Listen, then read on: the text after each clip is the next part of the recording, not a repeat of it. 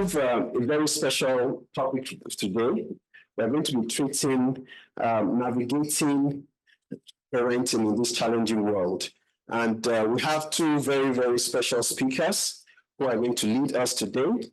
Our first speaker is Dr. Ibironke Akinola. She's a pediatrician and a pediatric endocrinologist and a senior lecturer of pediatrics. She's a faculty of the School of Parenting at Baystar Christian Center and also a partner at Parenting Matters Venture. She's the subdean, Faculty of Clinical Sciences at the Lagos State University of College of Medicine and a pediatrician at the General Medical Center in Alausa in Ikeja. She's a co-author of two parenting books, Baba, a young old man, and What My Children Need to Know Before They Leave Home. She lives in Lagos with her husband and children. Our second speaker is Mr. Kingsley Obinobinam. He's the author of critically acclaimed book, When Fishes Climb Trees, a talent management manual for parents and schools, and soon to be released, Letter to My Future Son-in-Law, a proven template for grooming wholesome boys and raising a new generation of men, husbands, and fathers. He trained as a journalist and broadcaster and has worked as an editor, a correspondent, and communication specialist for several media and development organizations before venturing into social entrepreneurship. He spent the last 2 decades working with children, teenagers, and counseling parents in diverse aspects of parenting and child development. Mr. Kingsley is the founder of the Nest, a dream incubation hub of teenagers, and currently heads the junior church of the Christian Center. Kingsley is a host of 3 radio talk shows: Manhood, a weekly talk show for men and fathers, Soul in the City, and Parenting Today. They're all on City FM 105.5, 105.1. He's a strong advocate for adoption. Kingsley is married to a woman and they are blessed with 4 children. So let's make welcome our first speaker, who incidentally is my dear wife. So please let's welcome our first speaker, Dr. Ibironke Akinola. Thank you for the warm introduction. Good morning, everybody. I'm happy to see you. I'm sure you're happy to be here and you're happy to see me too. Great. So my task is to lay a foundation for this discussion and then to leave the heavy duty work to the second speaker who will attempt to answer many of these questions we have about navigating these challenges of parenting. So, parenting, as we know, is a God-given responsibility. And as we look at the Bible, we know that, it's God who gives children. And sometimes the parents of these children have an indication of what their children were born to do. And sometimes they have an instruction. So when we go through, we look at the mother of Moses, who had a feeling that this was a special child who had come to fulfill a mission. She may not have known exactly what that mission was, but she knew that there was something goodly, something special about her child. We look at the parents of Samson, who had specific instructions, for Samson, because he was also born for a special time. And John the Baptist, and as we continue to study, the list goes on. So the expectation is that parents are caretakers. We're caretakers, we're not owners of the children. It is God that owns the children. We just look after them for a while, and we pray that God guides us to do that. In Deuteronomy chapter 6 and verse 2, we understand that the commandment that God gives to us, the instructions that He gives to us, they are not just for us, but they are for us and then for our grandchildren.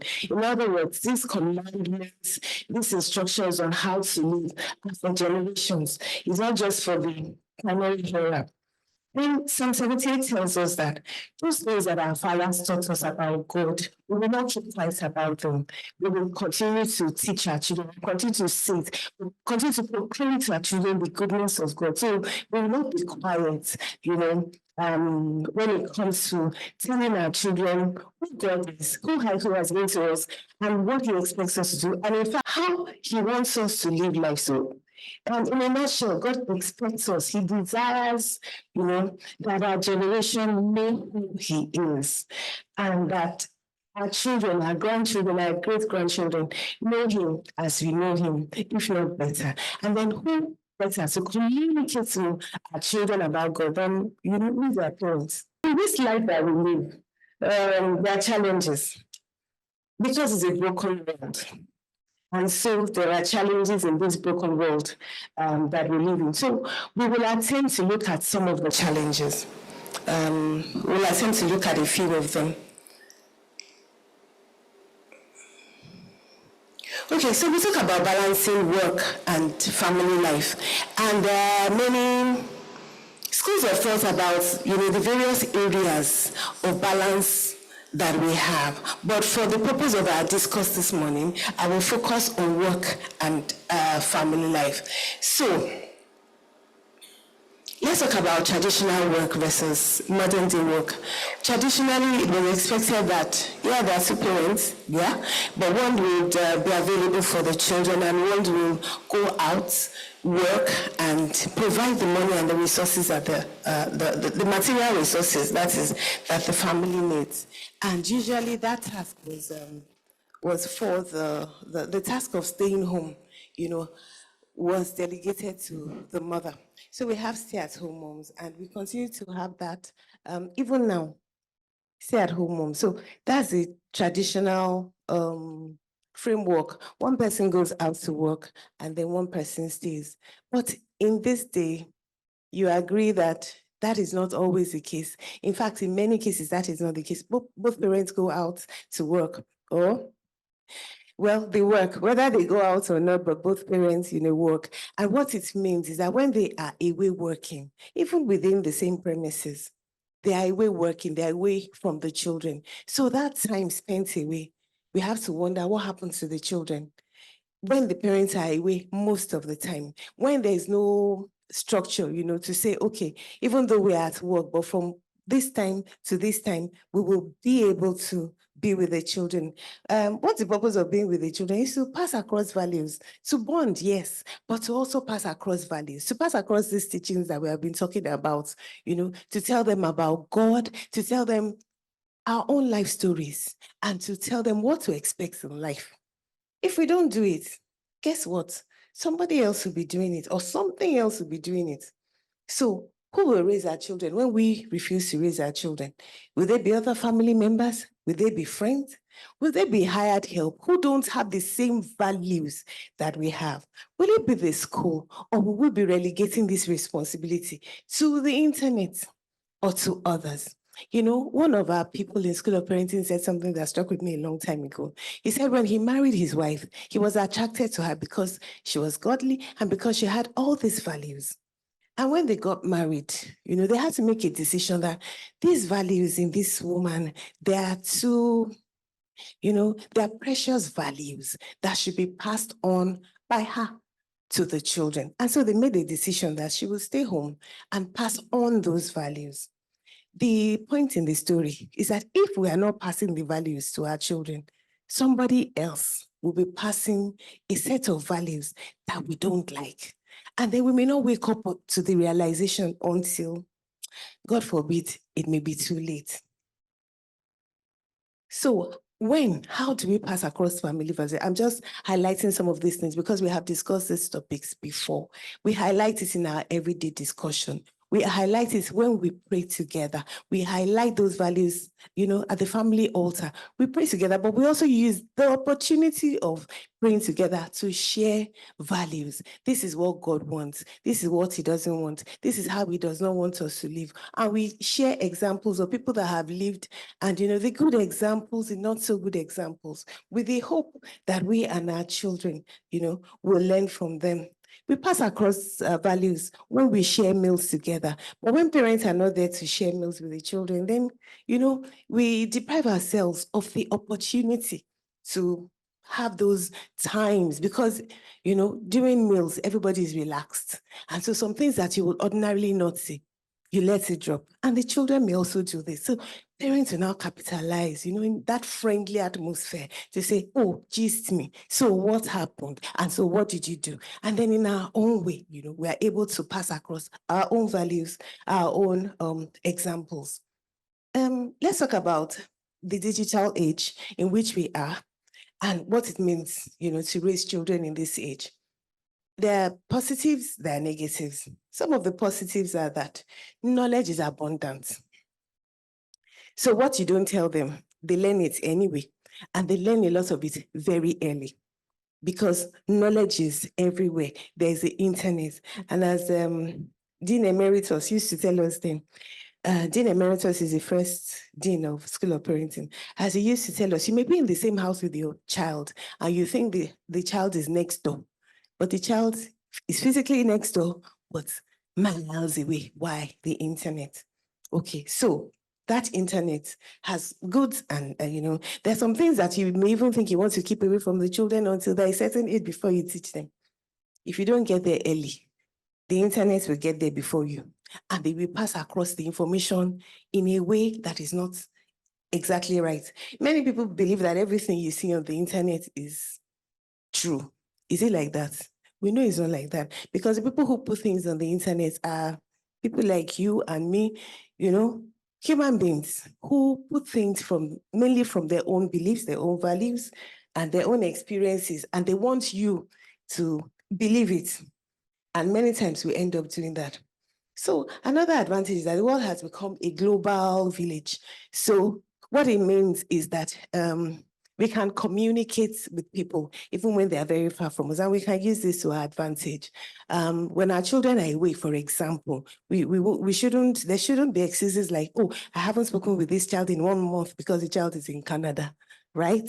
Because the world is a global village and all you need to do is to press one button on your phone and we can capitalize on that. Use the same thing to have planned meetings. Yes, have planned meetings with your children virtually if physical meetings are not possible. Prayer times, they're possible with these devices as well. The bad side is that there is digital addiction, device addiction.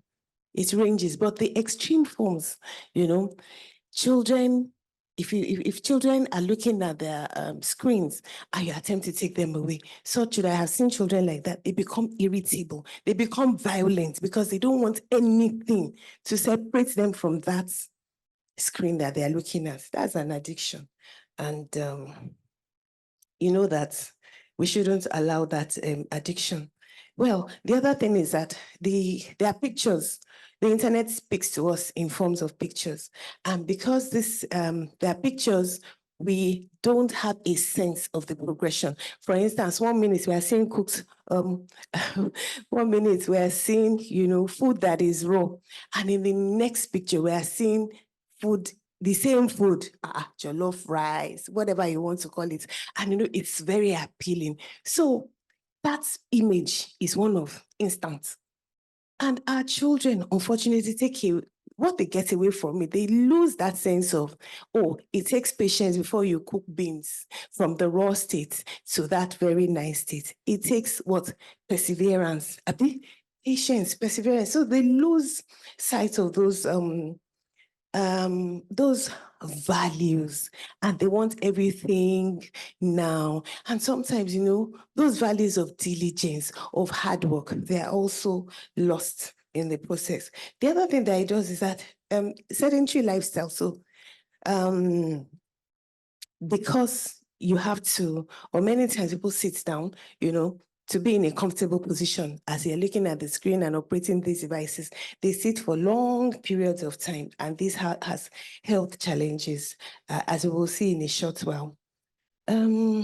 Identity crisis. So identity refers to our sense of acknowledgement of who we are as individuals and who we are in a group.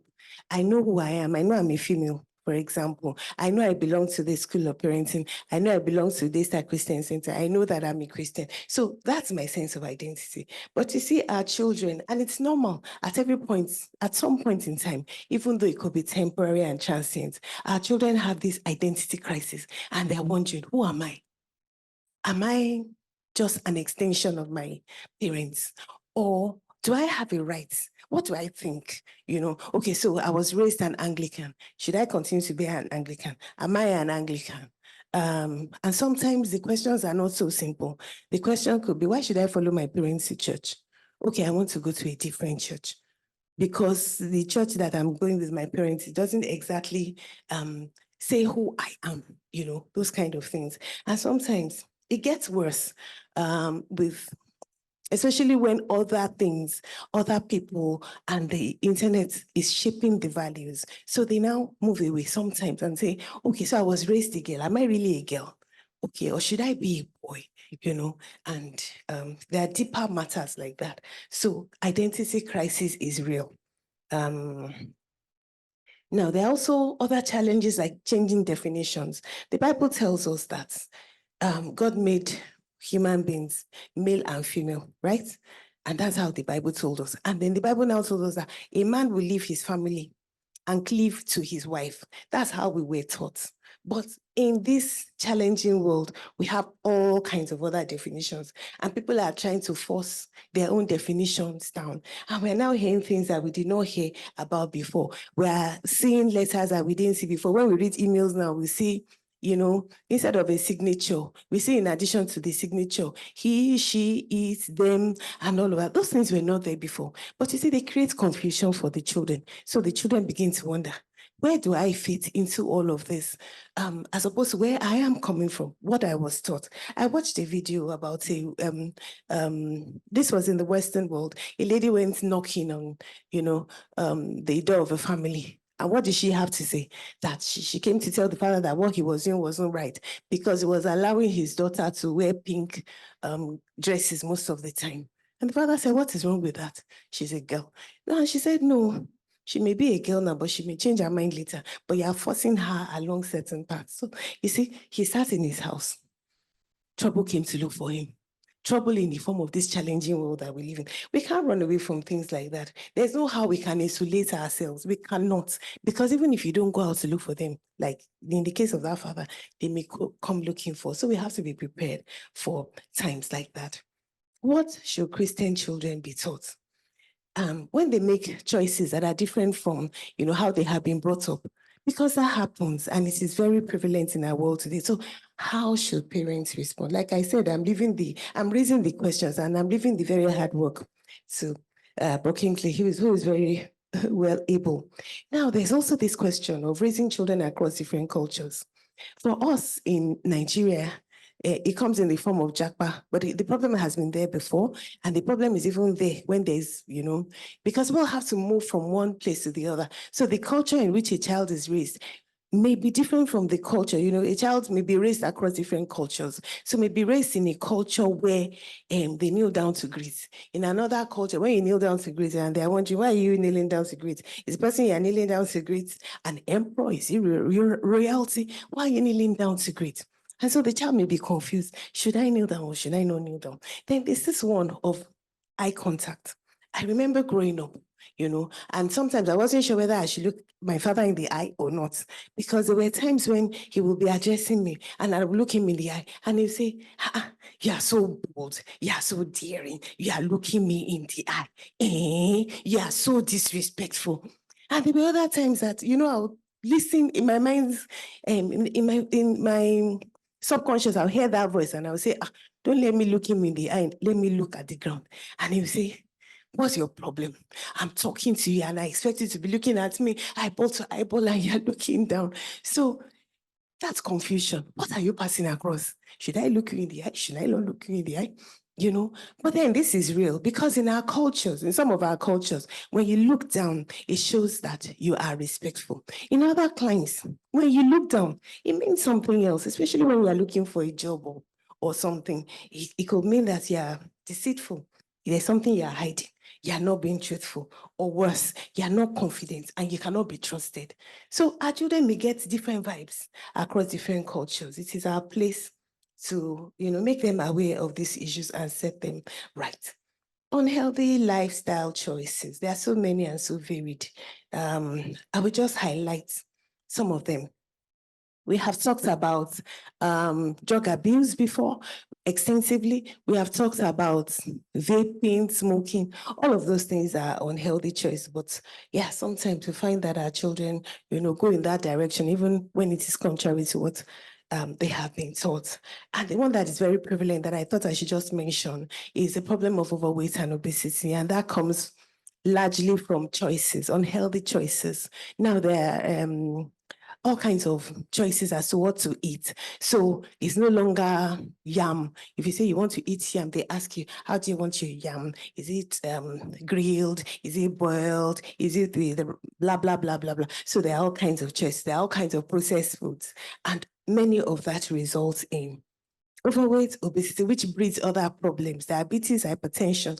I'm mentioning these things because it concerns us, as adults. And it is now affecting many children, and we should be aware that children are not immune to having diabetes and having hypertension and all those other complications that arise from them from unhealthy choices. The last one I want to quickly touch on is courses, courses versus work. And I know that some of us may have encountered it where we went to school because our parents said, you must be a doctor, or you must be a lawyer, or you must be an engineer. So we go to school. Abi, Brockins is smiling. He knows about that area very well. We talk about it very, very well. And so you go to school, you get your certificate, and you come back and say, Daddy, this is for you. Now I want to live my own life. So we have often heard the discourse about what I studied in school versus what I currently do. Now, this age is evolving. The world generally has been evolving for quite a while. Before it was handcraft. So many of the things that were done and taught and studied were things that centered around things we could do with our hands. And then it evolved from manufacturing economy and machines and all of that. Right now, we're in the digital age. Of course, the occupations and the work available depending on the industrial revolution we are in, vary accordingly. So as parents, we should be mindful of all of that and not keep to what we used to know and insist that it's those same courses that were available 100 years ago that our children must do. They decide to do something different. Hear them out. Don't be judgmental and say, hey, you want to become a computational linguistic. What are you going to do with that? No, listen, hear them out, and then do your own research.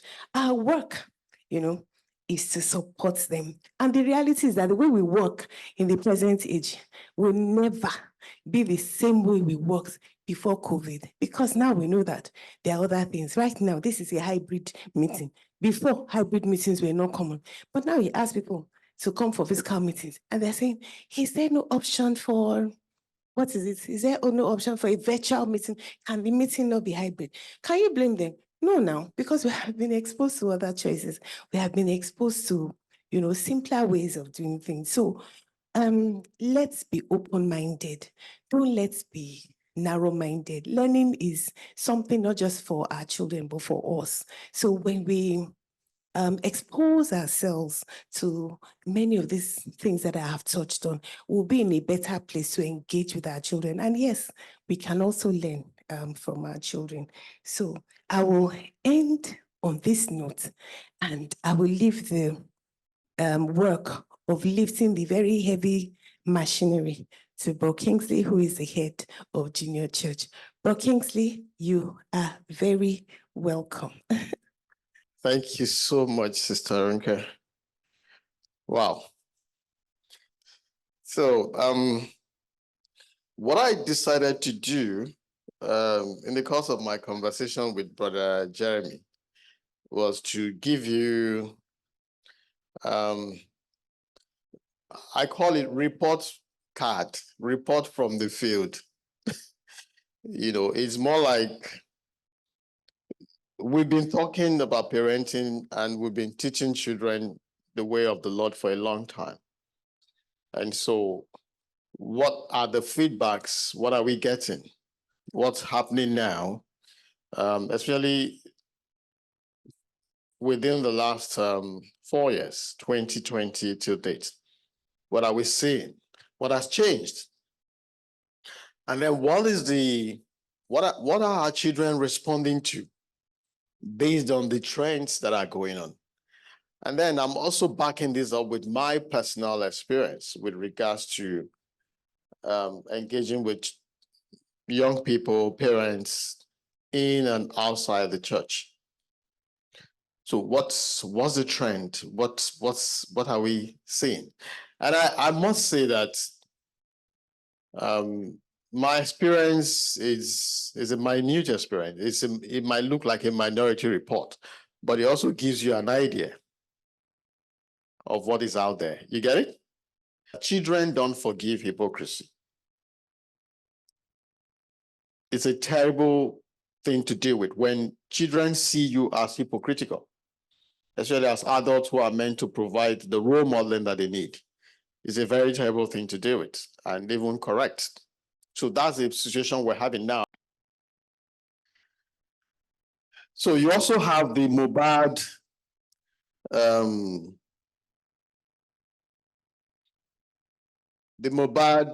Malian saga. I'm sure you all heard about Mohbad now. Does anybody? There are pastors you don't even know. But we all know we lost this chap this year. And so the matter is on. So a lot of kids are engaged. Most of them are wondering, so it's easy to get away with murder in Nigeria. So they want to know, how will justice go? And these are also Christian teenagers. And then when things happen in the country that are very critical, that requires the voices of reason, that requires us to speak, and we don't speak, our children are looking at us.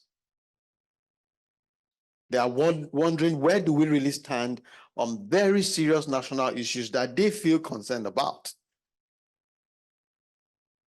And I can tell you, much as that chap was, I mean, I don't want to be judgmental, but you've had nothing that our children can say, hey, this is a role modeling conversation. This is a conversation that young people can find inspiring as far as this issue is concerned. And interestingly, Christian teenagers, Christians, and our children are following. In fact, some of them are Malians. And that's the truth. Next slide. Okay, the elephant in the room. So there is a trend observed and with evidence. So our children now have a personal coping skill, the ones who have not been taught how to cope. So drugs and substance are options for coping. Some who have become, she talked about screen addiction. One of the things screen addiction does is it affects your sleep. So most of them are sleep deprived because they can stay long chatting. And those who have reading to do, add that to it. Now, the following day, they are up. They need to perform. They need to be productive. So what do? They rely on drugs. So gone are the days when recalcitrant, wayward, street urchins are the ones who drive the drug market. Now, children from quote unquote decent homes are the ones driving the drug market from the demand side because it is helping. And then you have kids who are trying to cope with the pressure of the courses they are doing. Some suddenly went into school and realized that for you to study engineering, you need further maths. You don't just need further maths in JAM. there's engineering maths, and it is easier for the camera to pass through the eye of the needle than to scale the course. And worse off when the lecturer handling that course is a demon. So your problem is doubled. Most of them, they cope with drugs. I've seen several of them. Some eventually will have to drop because the course is looking like what I ordered versus what I received. So they just quit and not do again. You know, and a lot of medical students are actually victims of drug abuse. Some didn't envisage how difficult the course is becoming. And for Gen Zs who are used to instant coffee, instant noodles, medicine is becoming like, come on, is this what you guys asked me to study? So a lot of kids will just exit the course. But before that time, a lot of damage would have been done. And drug is helping them. Sorry, back to that slide.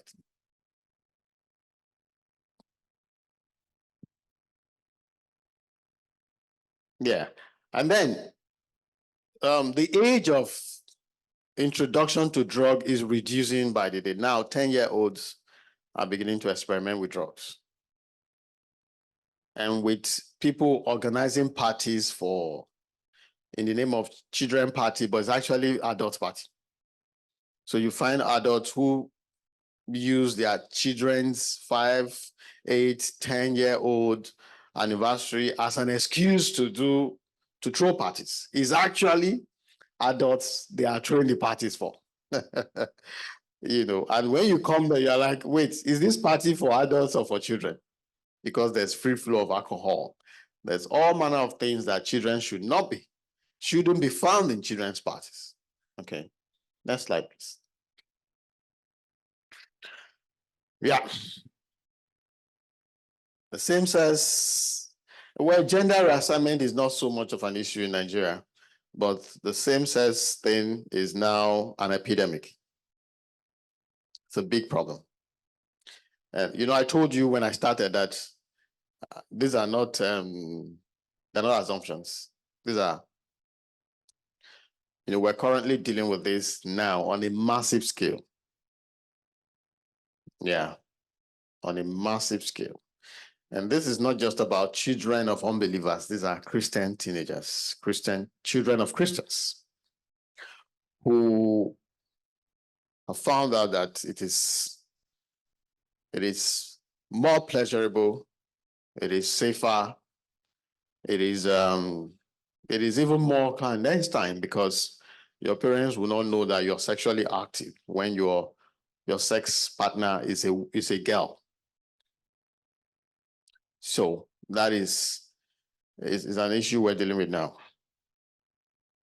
I told you we're harvesting now. For those of you who have been married for 15, 16 years, you're already in the harvest season. You have finished sowing 10 years, so you've been reaping for 5 years now. All right, next slide.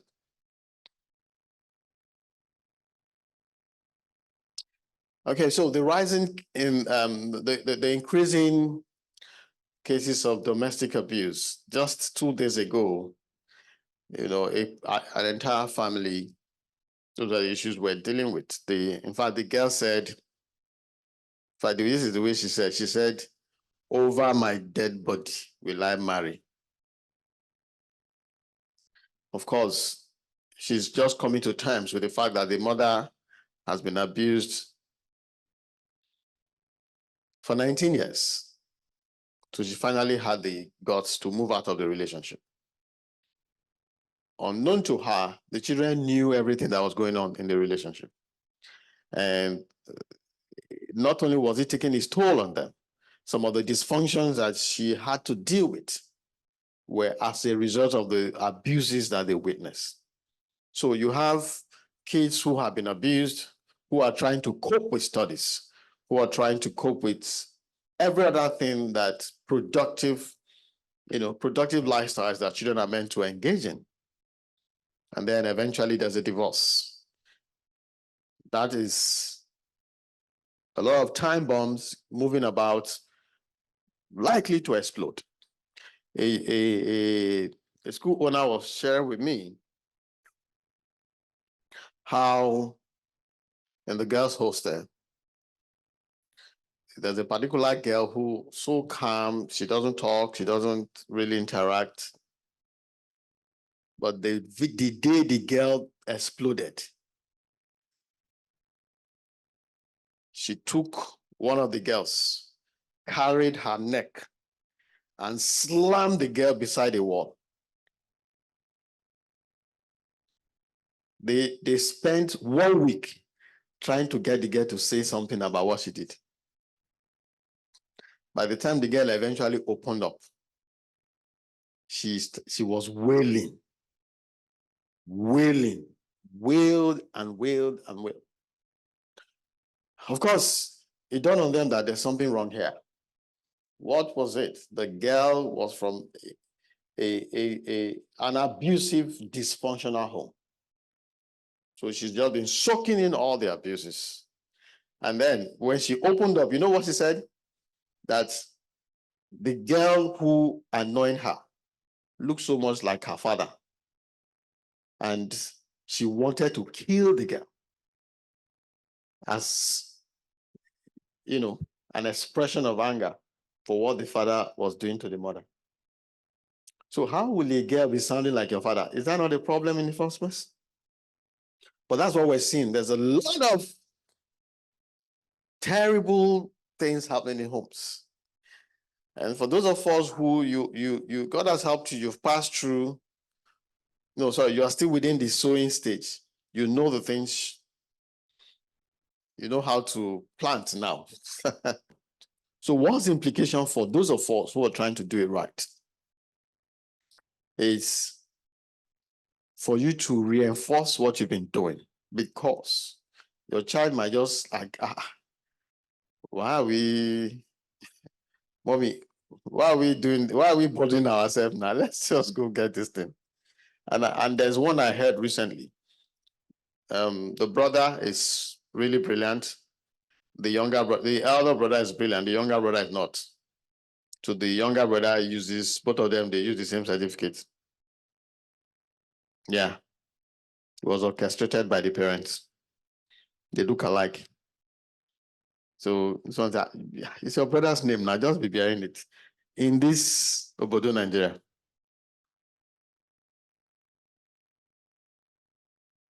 Okay, this is for those of us who we want to send our kids abroad. Now, there are things you don't know. There are a lot of things you don't know. The issue of culture shock is real. Is real. In the last 12 months, I've handled like 4 kids who were just derailed as a result of culture shock. And what is the simplest but the most subtle of, the most dangerous but subtle of this culture shock is the fact that whereas you're coming from a secondary school where you are compelled to do everything and you turn out well. Now, the abroad has its own liberal policy. And then in the university, the policies are even more liberal. So you have a child who is not used to doing things without being forced to do it. That's a recipe for disaster in the first place. 2, most parents still don't understand that universities don't relate with parents. Are you aware? So not all universities are like Covenant and all these private universities where they still talk to you as you don't exist as a parent. They deal with the student as Mr. and Miss. So if you're a parent, you are a sponsor. You're not a parent.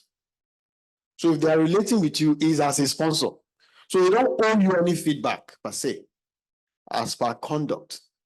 So if your child is on drugs, is on anything, that's your business. They don't give a damn.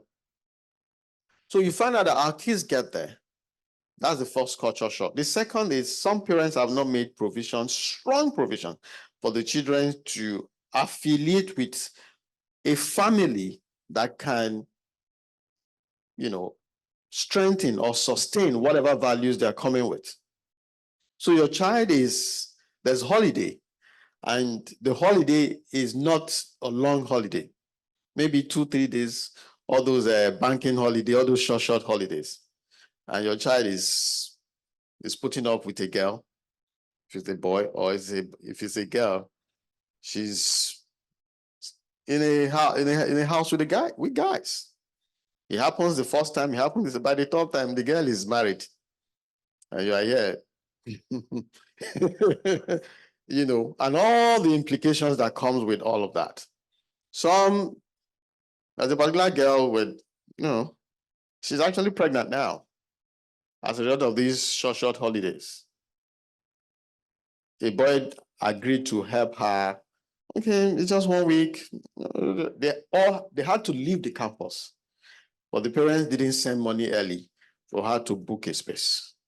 And the boy helped her, and the dividend of the help is so now that's another matter they are dealing with altogether. But she's an adult, so the school they're not involved. The parent is the one sorting it out. So those are implications. I think we have one more slide. Okay. Saronke mentioned this in passing.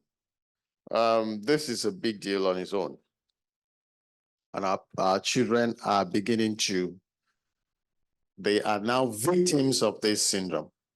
A lot of them. And by the time the family is together, either they all move or they all come back, the deed is done. The water have passed Gary. So with these few words of mine, I hope we can have a fantastic conversation around some of these issues afterwards. Thank you so much. Thank you, Uncle Kingsley, as we call him in Junior Church. Good morning, everyone. I'm sure some of us are still trying to get over the shock of some of the information that we have received this morning. Please, Uncle Kingsley, I'm sorry. So while they come, I don't know if there are people that have any questions that maybe we can write them down and pass them forward. But I just want to say something.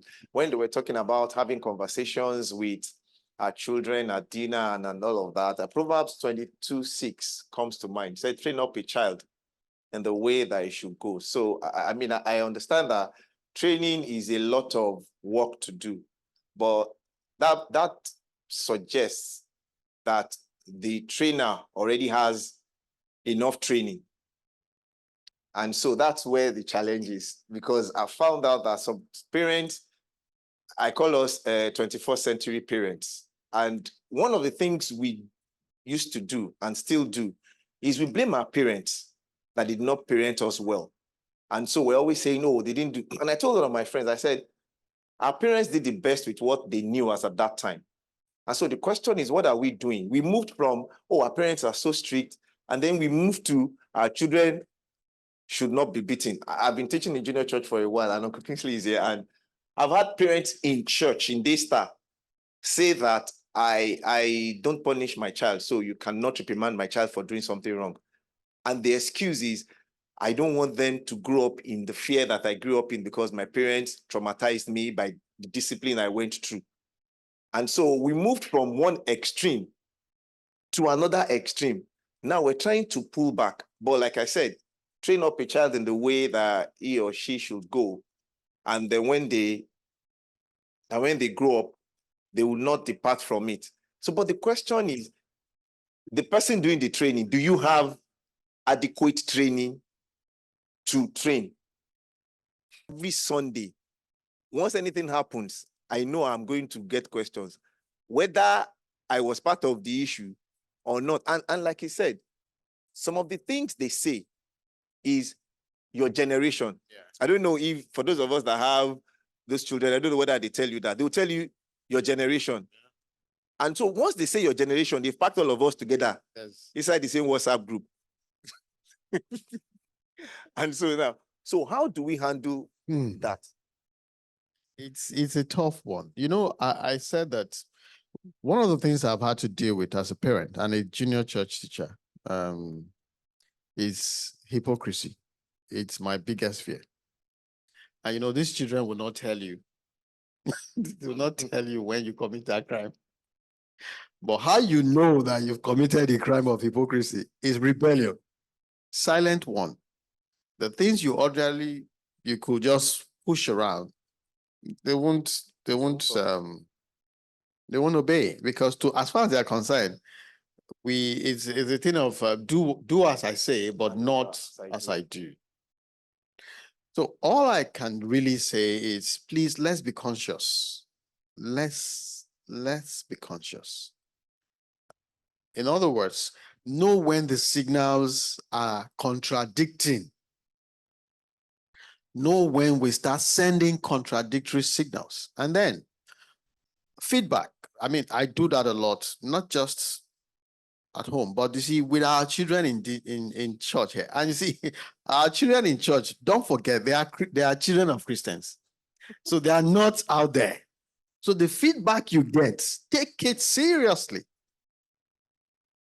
It's important, you know. So appraise yourself regularly. That's all I can say. Appraise yourself. So please be conscious, get a grip, and then appraise yourself with your children. Ask them, look, are there things I'm doing that you think I need to stop? Are there things I do, you know, that are giving you signals, conflicting signals, so I can watch it? And when they give you those feedback, please do something about it. Do something about it. That's all I can say. All right. Okay. Let me just add, there was Brockington that said it. Our daily lives, let's view it as writing exams. Every day we are writing exams, and people are watching, especially our children. And when it's time, they give us our reports.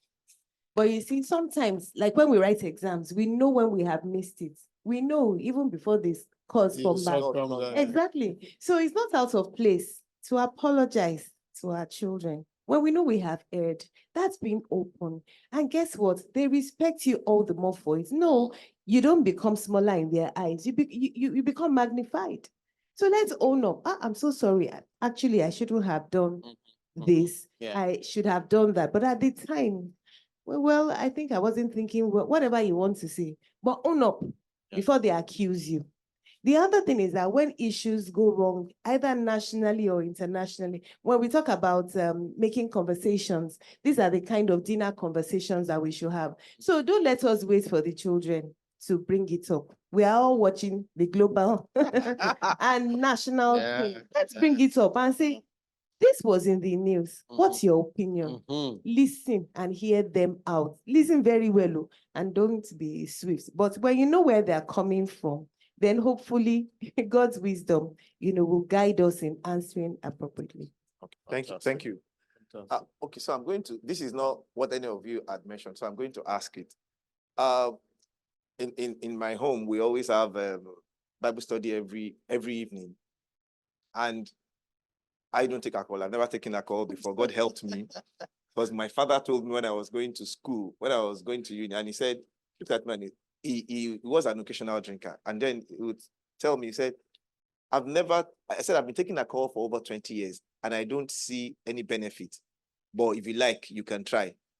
Now, so when I got to school, I started like, this is the person that gave birth to me, paid my school fees up until now, and he's telling me there's no benefit. Do I want to try with my life? And so because of that, I made a decision that wasn't take alcohol, and I never did. And God helped me, because there's nothing you will do. If I say I don't want to do something, you will beat me to death and I will not do it. And so my son had never seen me drink alcohol. My wife doesn't drink.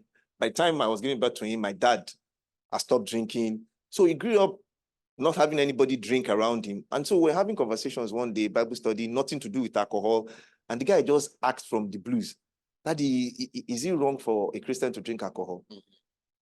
And then my wife said, yes, the Bible said. I said, auntie, the Bible did not say anything that we should not drink alcohol. So I said, where did you get that from? Now, mathematics was his favorite subject, and his math teacher, who happens to be a Christian, also drinks alcohol, and he tells them when he drinks, he helps your brain. Now, This is to tell us that our children are interacting with people outside of us. And so we need to have the constant, like I said, constant feedback. So when he said that, I went and I said, no, there's no, even Jesus Christ turned water to wine. And so we did not hear that it's not alcoholic wine. And Timothy was told by Paul that he should take a little bit of alcohol for it's good for his stomach. So somehow wine has some medicinal values. So he was looking at me and he said, so guy said, but you don't drink. And I said, yes. He said, the Bible says that do not be filled with wine, but be filled with the Holy Spirit. So he was looking at me. And I said, okay, so have you read the letter that Lemuel's mother wrote to him? That it's not good for a king to drink and pervert justice. So, and we all agree that we are the royal priesthood. And he said, oh, now I get it. So I know why I shouldn't drink alcohol. After that, I called my wife and I said, please, I beg of you, what is not written in the Bible, don't let's put it there. Because the day they find out that it is not, that one thing is not there, everything that you have told them up until then is wrong. So let me now ask you, ma'am. You mentioned when children act out of character. I don't know, I'm sure some of us here know that there's sometimes our children do things that I've never taught this child. I don't know where he got it from. How do we deal with that? Okay, that's A pediatric conversation. so when we teach our children certain things, maybe sometimes we don't even teach them, but we expect them. Why do we just expect them? I don't know, but for whatever reason, sometimes we think that we just expect them to act. To know, by To association, know. because we Exactly. we don't do it. We don't often pass. There are some things we don't pass across, and we say, how did you son or daughter of, so. But I think we should pause. I think we should pause first and reflect. Why did this happen? And whatever it is, don't act out of anger. And I know it's difficult, but that's what I'm saying. Pause. Let's pause and count. As we tell the children, we say count to 10. So let's apply it to ourselves. Let's pause and reflect. Why did it happen? What could have been the circumstances? Things to the left, things to the right. And then, yes, you have heard the matter. The child involved, ask the child. And sometimes you may just be surprised as to what the reason was. Let me give you a little example. Okay, so years ago, I think then my daughter was 7 or 8. She's 18 now. So this was a long time ago. And I talked to her. I wanted her to do something. It was early in the morning. I was rushing out and I wanted her to do something. But her attitude was negative. She was rude. And I didn't like that. So I told her off, and I didn't have time. Remember, I was in a hurry, and I'm sure that when we do things in a hurry, we don't do it well. So I'm sure that morning I was not on my best behavior, I admit. And I left. But all through the day, I kept thinking about it. And I kept thinking, I didn't raise this child to be rude. Why would the child, early in the morning? And I was thinking about it. And when I got home, there was a note waiting for me by this child that refused to talk to me in the morning. And she wrote a long note as to she's sorry, but and she gave reasons for for her behavior. And I mean, what could I say? My point is that not every child will do what she did. Not every child will come back to you and give you reasons, but they may have reasons. So sometimes give them the benefit of the doubt. And then having conversations. I mean, there's nothing like having conversations. If you have any doubts about anything, even if you suspect, call the child. Don't say, I suspect you, be wise. You will know how to handle that. And at the end of the day, you get to the bottom of it. And you are either able to allay your fear or really know that, oh, there's a problem here. I can handle it, and you handle it. Or it's beyond me. I need to call for help. And then you do call for help. Thank you. Thank you very much. My question is to Dr. No, Uncle Kingsley, don't worry. It's to Dr. Ronke. So I'll make it brief. Now, my father beats me very well. Beats, as in like beats. And I don't think I hate him for it. I think I'm a better person for it. However, it's conflicting now as a parent when, let me say, evolved information is you hear, don't beat children, you know, don't hit them. And somehow I agree because I'm a very vocal person. I believe in conversations, and God has blessed me with a child that would want, mommy, we have to talk. So, but it's conflicting. Sometimes the talk is not effective. As in, like, you want to raise your hand and actually beat the child. But a lot of child psychologists these days tell us that you don't have to hit the child to correct. So, from a medical perspective, as a pediatrician, are there negative effects on children? Because they tell you it breaks their confidence, it gives them low self-esteem, and for some children, until you hit them, they don't get the correction.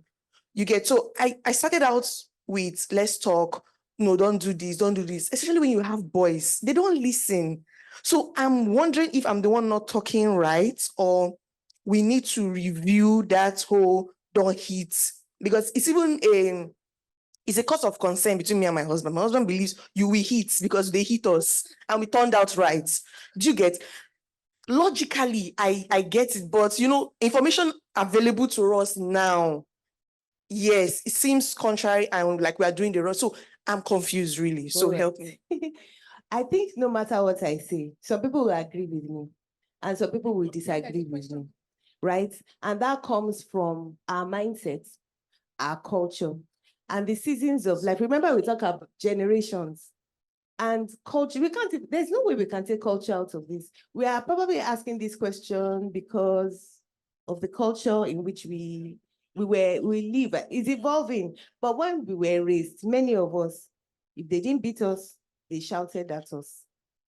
Okay, and if we didn't have those that beat us, they also had probably some foreign input into what their mindset was like. So unlike you, my father wasn't one to beat, but he was one to shout. And he will shout, and you know, when he starts shouting, I'll just start dropping, like, you know, a watering pot. And I often said that I would prefer that he beats me. So we are coming from two different. And so because of my orientation, that I wasn't brought up, they didn't beat me like that. Not that they never beat me, I can count.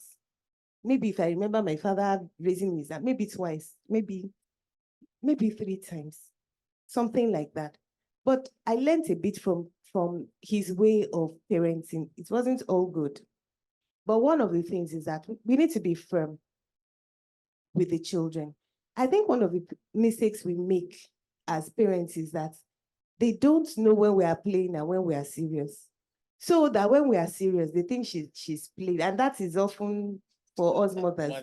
Fathers have a way of asserting authority. I mean, maybe it's because of the deep voice.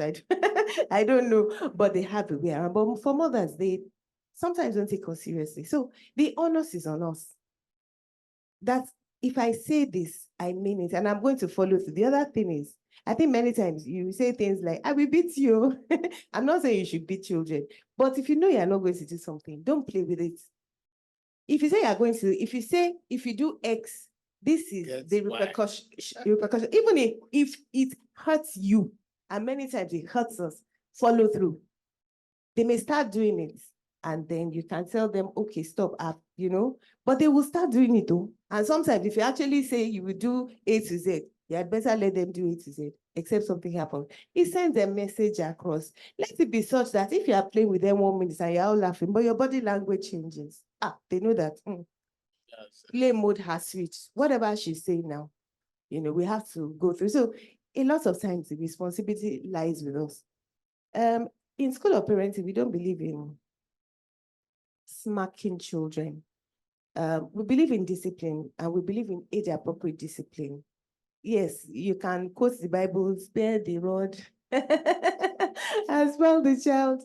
But we can also argue that it was figurative. Some people can argue that it was physical, but all those things that the psychologists say about the effects is not just the physical. In fact, we can go on and on. Let's talk about abuse. I know we can look at abuse. There's verbal abuse. I said that I wasn't physically abused, but I think I may have been verbally abused. It's still a form of abuse, and it doesn't mean that one is better than the other. There's emotional abuse too. So don't let us just look at it from the point of physical. Whatever, however we interact with the children, let's be conscious that we are at risk of abusing them anyway. And no form of abuse is right. That does not mean that we will not cross some side, but if we are conscious of what we are doing, then it recalls us. And then sometimes parents have, if you say you're going to beat a child, many times you will beat out of anger. And remember, we said that we should pause and we should not act out of anger. We should be in control. If you beat a child out of anger, what would happen to that child in terms of physical injury? In terms of, let's even limit it to physical injury. And then what message are you passing across to that child? You are passing messages that even you are not aware of. You may be passing a message that is appropriate to beat your own children. And you may be, the child may read, that may be the signal you think you are passing. The child may read the signal is appropriate to beat anybody. Girl, boy, anybody that crosses my path at home, I will show you, I will not agree, and things like that. So personally, I think that we can do better than physically disciplining them. I think we can do a lot with our voice, but we need to also be trained. That's what Uncle said. So we need to be train ourselves. So, and a lot of this parenting thing, you train yourself because nobody is going to sit you down. And this kind of thing, we are also training ourselves. And sometimes we go further and say, these people that did it, this one in their own home, they don't beat, but it looks like their children are turning out right. Go and ask them, what is it that you are doing in your home? I realize that you don't beat, but your children they seem to be okay. What do you do differently? And be open to learn. But I hope I have been able to attend to. Just to add Question. to. Sorry about Kingsley. Maybe I should just read these questions for you so I can just take it together. It's from one of our online audience. Please, with respect to hypocrisy, which Uncle Kingsley mentioned in a case where one parent tries to be upright and the other is not trying, how should a child be correctly influenced and avoid taking after the parent that is not on the right path? Thank you. This one is jam and I can't question combined. It's going to be tough. It's going to be tough because it's like whatever one parent does, the other one overrules. Is it overruled? You waters, you just take the child back to zero.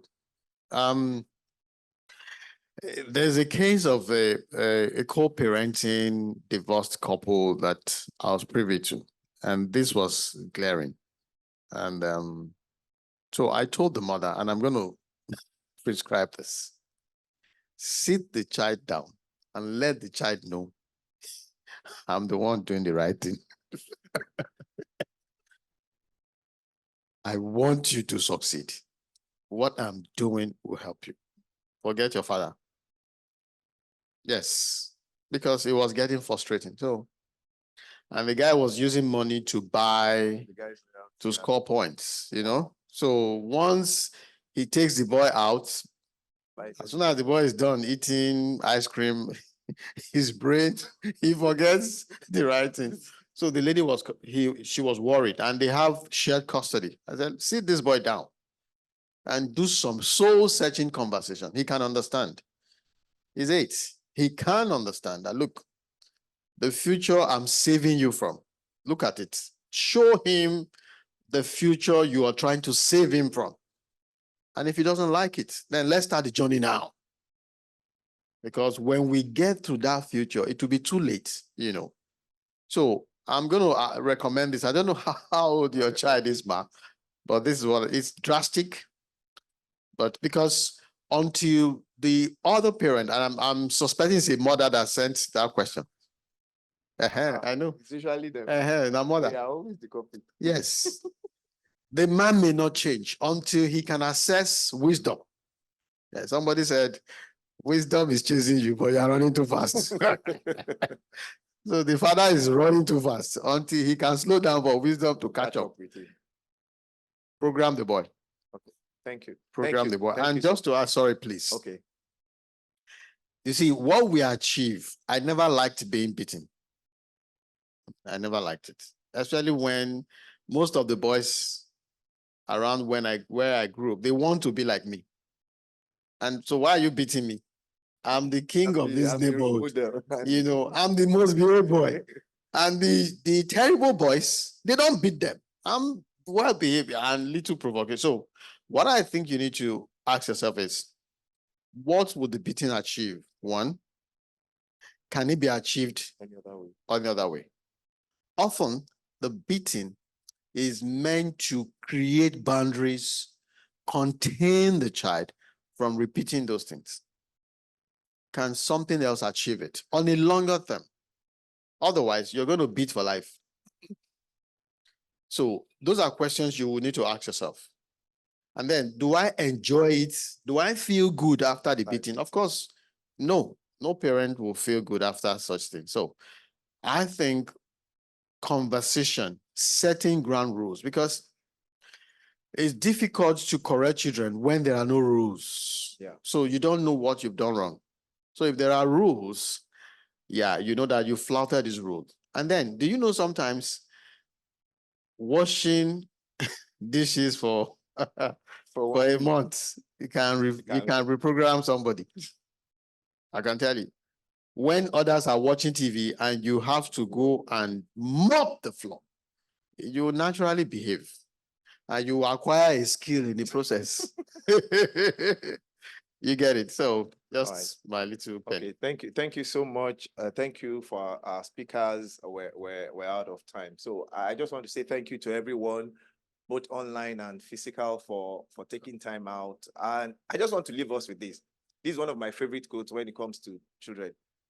Don't protect your children from the future. Prepare them for it. From Proverbs 22:6. Don't protect. You cannot. They're going to leave your house at one time. Yeah. And so there's not amount of protection you're going to do. Once she's 18, she's an adult. Even if she's Nigeria, she might still be with you. Outside the country at 16, they'll say they are emancipated and they want to move out of the house. And so if all you're doing is protecting them, your protection stops then.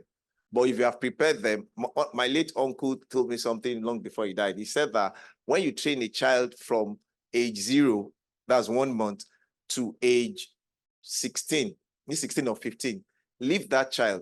If by the time the child turns 18, the child is not doing anything close to what you have taught the child, you are a bad parent. Mm-hmm.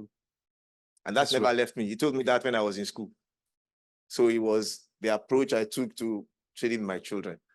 Thank you, everyone. All right. God bless you. We appreciate your time. Till next time.